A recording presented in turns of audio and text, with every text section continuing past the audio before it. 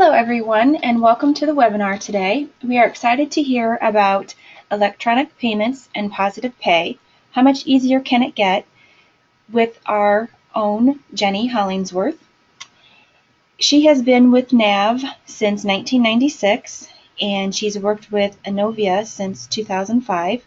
She is Innovia's Senior Application Consultant and Mentor. But before we get started, there are a couple of quick pieces of housekeeping. First, if you have any questions, you can go ahead and type them into the question box and we will get them called out and answered for you. Second, we do record this and all of our webinars. If you want to view the recording or have someone else in your organization see it, you can find it later this afternoon at innovia.com. So now, without further ado, we'll turn it over to Jenny, and she will start the presentation. Thank you, Angie. Good morning, everyone. So we'll talk about, like Angie mentioned, electronic payments and positive pay this morning, and how easy that can be to set up and utilize in NAV. So our objectives are, first, we're going to look at how we can use bank data conversion service to export the payment files. And then also, how can we use data exchange definitions to export our positive pay files to the bank? So those are the two main things we'll be covering today, using both bank data conversion service, which we'll explain, and also data exchange definitions. So before we get into the demo, let's talk a little bit about what the bank data conversion services are. This is a service that provides integrations to banks directly from NAV. Currently, you can use this integration for your payment exports and your bank statement imports. We won't be going through the bank statement import today, but I wanted to let everyone know that that is available as well. To use the service, you need to sign up with the provider, and the provider is AMG Consult A/S. This service is free of charge for one bank account, but if you have additional bank accounts, there would be monthly fees that apply, and you can get that fee structure at AMC's website. Another important note is that not all banks are supported through this service. So first, we would have to find out, is your bank supported through this provider? So who is AMG Consult? They are a third-party online banking solution provider based in Denmark, and they've been in this industry for over 15 years.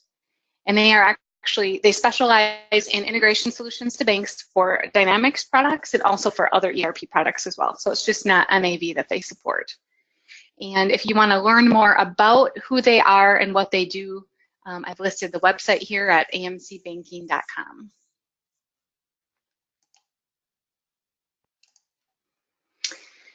So what if your bank is not supported by AMC? There's two options here. You can work with AMC to add your bank's format to their service. They are happy to do that, to add more formats to their options. Or we can map your files manually using NAV's data exchange definitions, which are used for the positive pay files. So you can also use the data exchange definitions for your payment exports as well. So first, the payment export. From NAV's payment journal, you can export a file of payments to your bank instead of cutting checks. And this file, it can be generated, like I just stated, I'm getting ahead of myself here, either using the bank data conversion services, which will already have your file mappings for you, or mapping a file using the data exchange definitions. And this will give you an easy way to keep track of all your payment export history, and then you can also recreate that payment file whenever you need it, whenever it's needed at a later date. With the positive pay export, first I just want to define what is a positive pay export. Not everyone knows what that is, but it's a file that you send to your bank with all of the checks that you cut, let's say for a particular day. So this file, it would include who you cut the check to, the check number, the payment amount, And this is sent to your bank in order to reduce fraud and minimize any errors in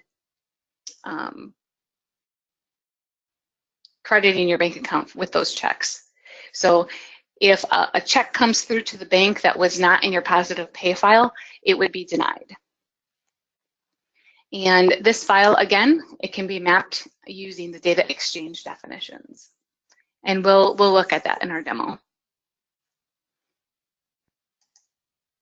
All right, so that was just a little background information about what we're going to look at. So why don't we move over to Nav and look at how this works.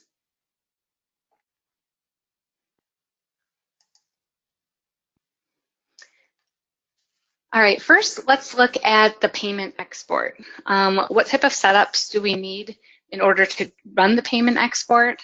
And then also, how can we run the payment export?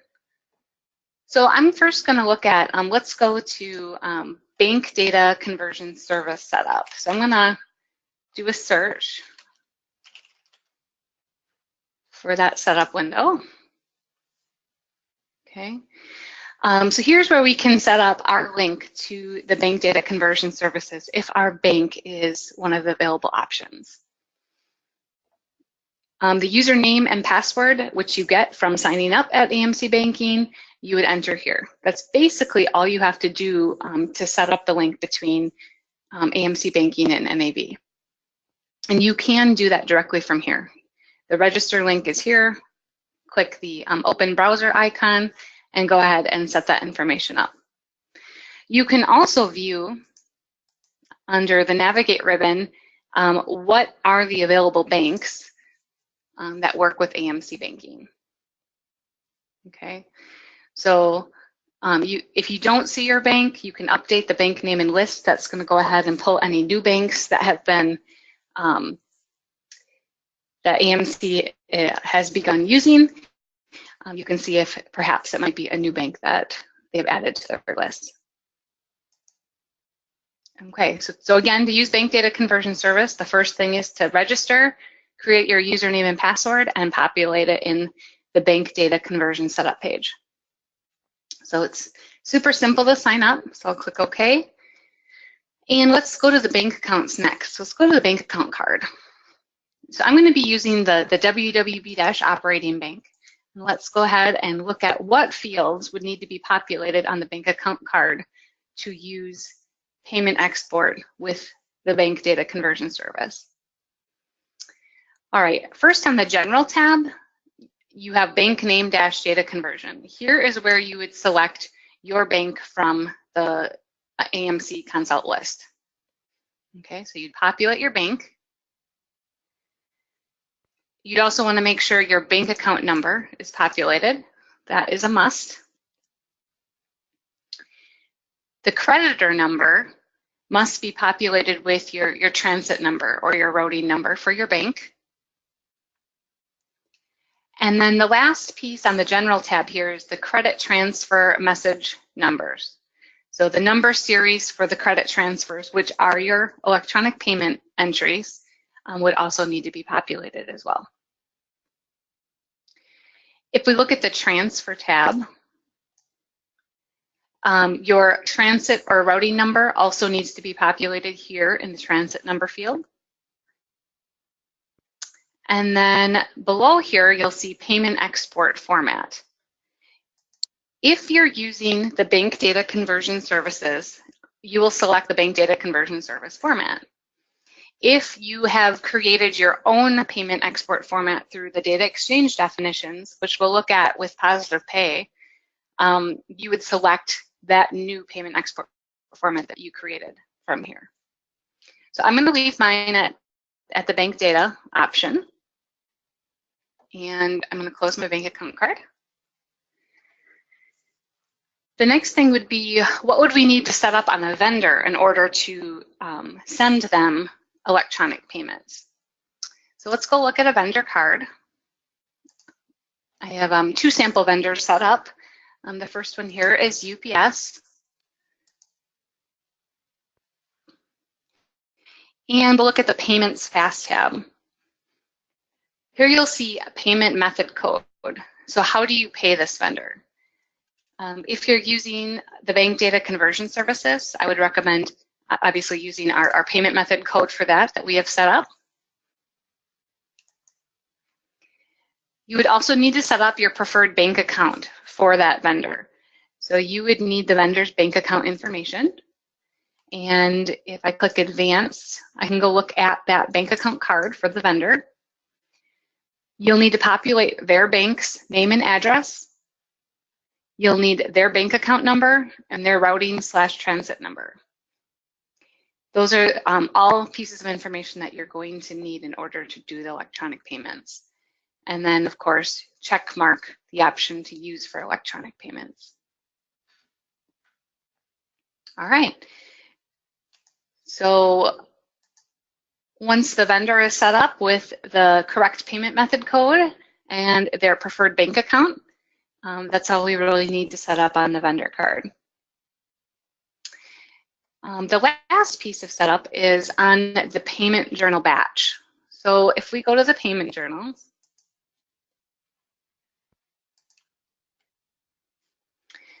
I'm using the bank conversion payment batch. A few things you'll want to set up here. One is which bank account, and then more importantly, the allow payment export needs to be checkmarked for that batch. So showing this batch, you'll allow a file to be exported from. All right. So with the setup options we went through, now we can go ahead and we can do a payment export. So I'm going to go to my bank conversion and go to Edit Journal. And first, just like normal, we would run Suggest Vendor Payments.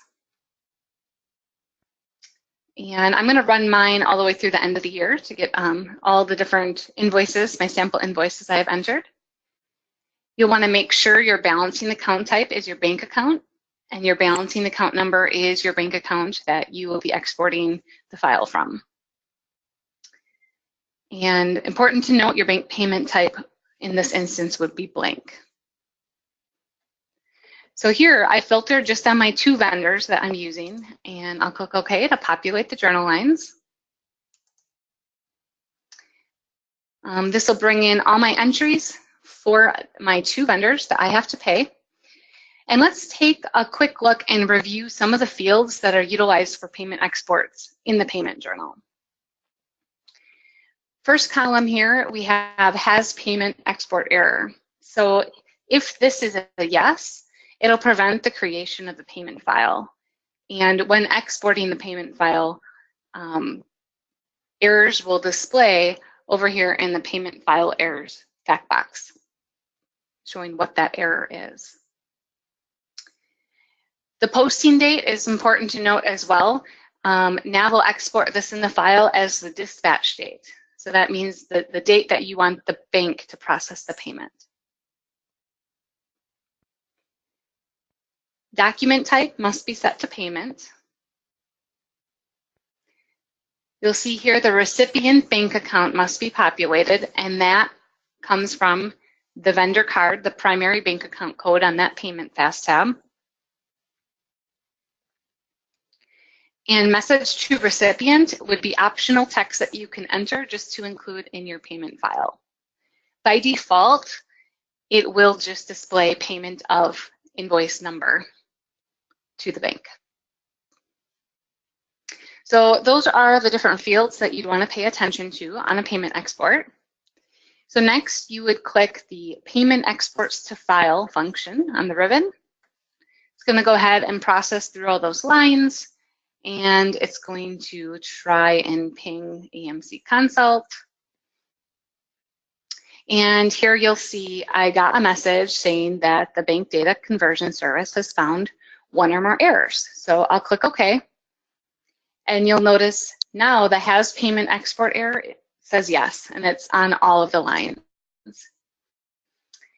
So if we look over and we click on a line at the payment file errors, it looks like the payment date is invalid. Well, why is 12/31/17 invalid? I can click on that error and it will bring up additional information. So here it says the payment date is required to be on a weekday.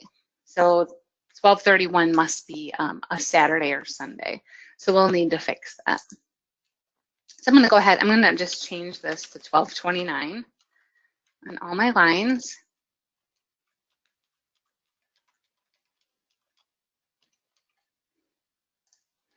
And once I fix those errors, I'm going to go ahead and try to export that file once again.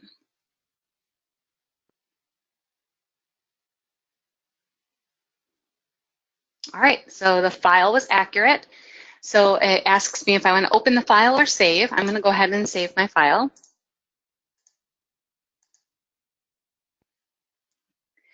Once the file's saved, you'll notice export to payment file has been checkmarked, showing that it's now been exported. So after that, we can post the journal to the general ledger.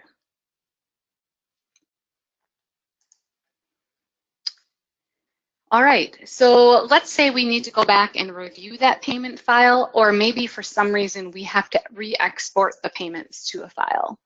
Maybe our file was damaged somehow, or we lost our file. If we go to departments, and we'll go to payables under financial management, and scroll down to history, you'll see credit transfer registers. That is where your payment files are held. I'm going to go ahead and open that. And I'm going to click the created date and time to resort. And it does not let me, so I'm going to actually click the number field to get the latest. This is my latest file that was created. If I want to re-export, I can choose the re-export payments to file option. Or I can go to entries to view all of the entries that were in that file.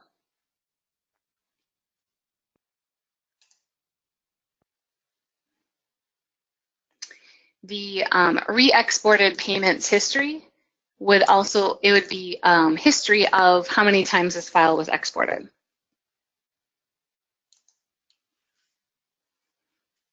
All right. So that is how you can use electronic payments and create that file using the bank data conversion services. Now, again, with bank data conversion services, what is nice about that option is that they have the file layouts for your banks already. You do not have to create or map those file layouts.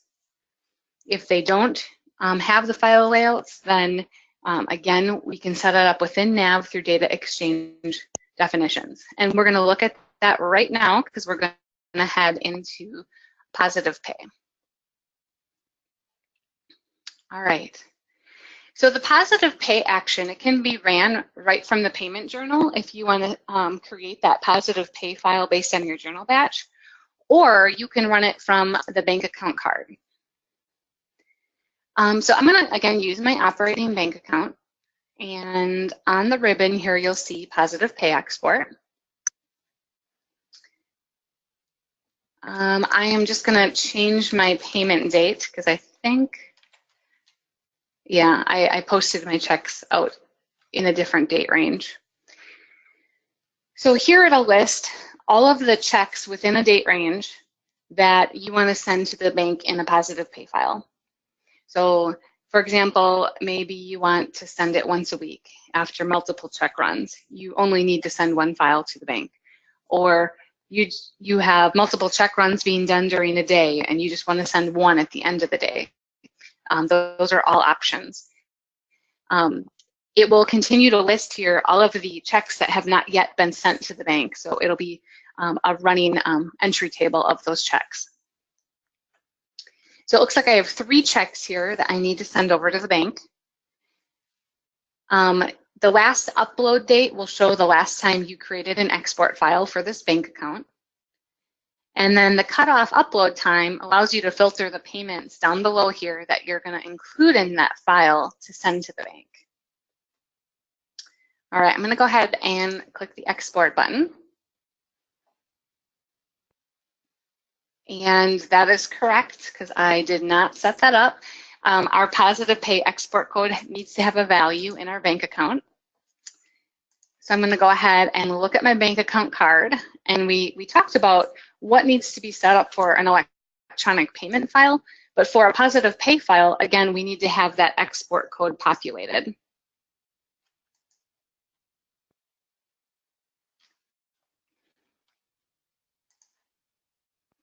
All right, so let's go back to the positive pay export. Change my date and click export. All right, so it exported. I'm going to save my file.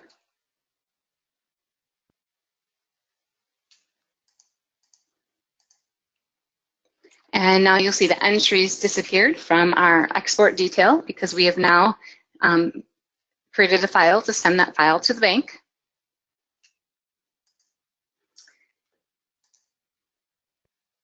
If I go on my bank account to the Navigate tab, I can go see the positive pay entries history. And here is the entry, the file that I just sent to the bank. Gives you some information like number of checks, number of voids, total check amount, total void amount. And here you can see a confirmation number. That confirmation number, sometimes once you send the file to the bank will send back a verification code to you. You can actually enter that verification code from the bank here. So you can keep track of inside of NAV which positive pay entries have been confirmed from the bank. From here, you can also re-export the positive pay file in case you need to. And you can also go back and see the positive pay entry details as well. So what checks were in this file that I sent to the bank.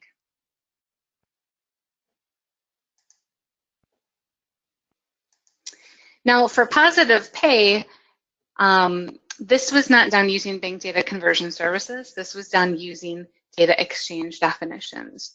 So let's take a look at what those data exchange definitions look like. So I'm going to go ahead and I'm going to go up to my search and look for data exchange definitions.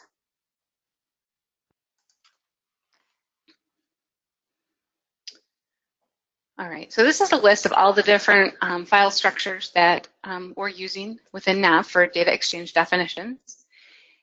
There are two default positive pay export formats already created within NAV. One is for the Bank of America and one is for Citibank. So generally you can use one of these for the starting point for your bank's requirements. So if you get the requirements from your bank, take a look at each of these export file definitions and see which one is the closest and copy that definition to create your new bank format. Let's go ahead, let's just take a quick look at the Bank of America positive pay format. So let's click on Edit. And a few important things to note here. So here the type of file is a positive pay export. So I'm going to make sure that that's set for a positive pay file. The line definitions. So here is where, what type of line definitions are there for your file? A lot of files sent to the bank, they'll have a header, a detail, then your detail lines, and then also a footer line at the end. So as you click on each of these line definitions, you'll see below in the column definitions what columns are required in each of these line definitions. So here for an example, in the detail, you'll see we need an account number, a record type, a check number, amount, date, there's a filler field, and then the payee name and another filler field, okay? But then where are these mapped to the fields within NAV? So if I highlight this line, I can go to field mapping. And here I can see the first column is the account number, and that is mapped to the account number in NAV. Okay, so you can see here, it's mapped to the account number. To record type, mapped to field 4 in NAV, record type. So you can see here how the mapping does occur for all the different columns required in each of the rows. All right. Once you have your positive pay data exchange definition completed, then we would go to the bank data import export setup window. Oops. There it is, bank export import setup. Okay, here we will create a new line for our positive pay file, and I created one here already for mine. Positive pay, it's an export of a positive pay file. And then under the data exchange definition code is where you would select which file format to use for your positive pay file. Once that's done, then this positive pay code has to be associated to your bank account. Okay, so if I go back and I look at my bank account, my operating account here, you would need to make sure on the transfers tab that that positive pay export code is set. And as you saw earlier, when I tried to run the positive pay export, that was not set, so it errored out because it didn't know what file format to use.